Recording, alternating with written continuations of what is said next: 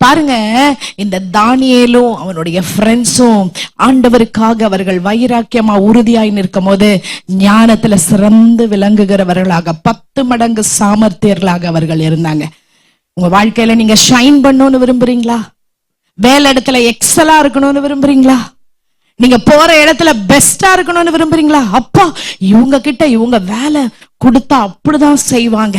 அது இல்ல, நான் மாறிக்கிட்டே இருக்கேன். 3 மாசத்துல ஒரு கம்பெனி, ஓகே இவங்க சரியில்லை, இவங்க சரியா வேலை செய்யல, தூக்குவோம், இவங்கள தூக்குவோம், டெர்மினேட் பண்ணுவோம். அடுத்த கம்பெனி, ஓகே அங்கேயும் சரியில்லை, இவங்க திறமை பத்தாத அடுத்த கம்பெனி.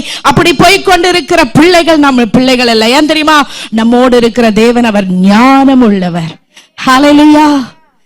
எப்போ அந்த ஞானம், அவருடைய ஞானத்தை நம்மளுக்கு தருவாருன்னா, அவரோடு கூட நெருங்க நெருங்க நெருங்க கர்த்தர் நமக்கு ஞானத்தை தருகிறவர், அதிகாரத்தை தருகிறவர். ஹல்லேலூயா, ஹல்லேலூயா. நான் எப்படிப்பட்ட பயந்தாங்கோலி அப்படின்றத என் கணவர்கிட்ட கேட்டா சொல்லுவார். அவ்வளோ ஒரு பயந்தாங்கோலி.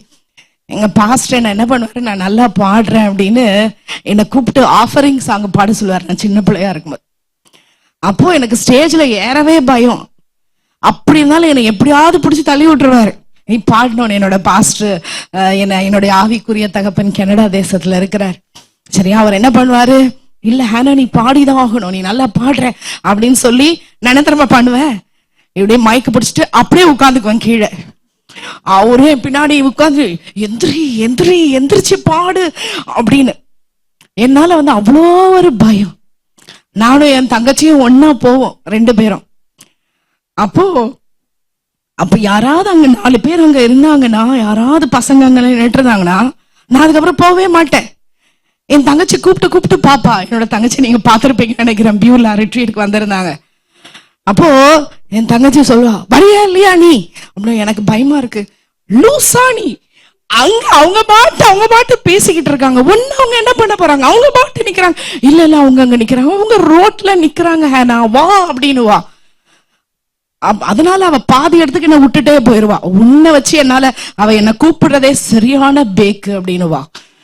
என்ன அப்படிதான் அவ கூப்பிடுவாளே. உன்னோட எல்லாம் கஷ்டம். ஏன் தெரியுமா? அவ்வளோ ஒரு பயந்தாங்குழியா நான் இருந்தேன். யாராவது ஏதாவது சொல்லிட்டா நேரா போய் என் ஹஸ்பண்ட் அழுதுகிட்டே இருப்பேன். இவங்க அப்படி சொல்லிட்டாங்க, இவங்க அப்படி சொல்லிட்டாங்க அப்படின்னு சொல்லிட்டு சாப்பிடாம அழுதுகிட்டே இருப்பேன். அவங்க சொன்னா சொல்லிட்டு போறாங்க, உனக்கு என்ன அப்படின்னு சொல்லிட்டு அவங்க. அவ்வளோ ஒரு கூச்ச சுபாவம், அவ்வளோ ஒரு ரொம்ப எல்லாத்துக்குமே ரொம்ப தயங்குவேன். ஒரு மெசேஜ் அனுப்புறதுக்கு கூட தயங்குவேன். அப்படிப்பட்ட என்னை ஆண்டவர் இன்றைக்கு இப்படி மாற்றி இருக்கிறார் என்றால், அவரிடத்துல நம்ம நெருங்க நெருங்க ஆண்டவர் நமக்கு ஞானத்தையும் அதிகாரத்தையும் தருகிற தேவனாக அவர் இருக்கிறார். ஹல்லேலூயா.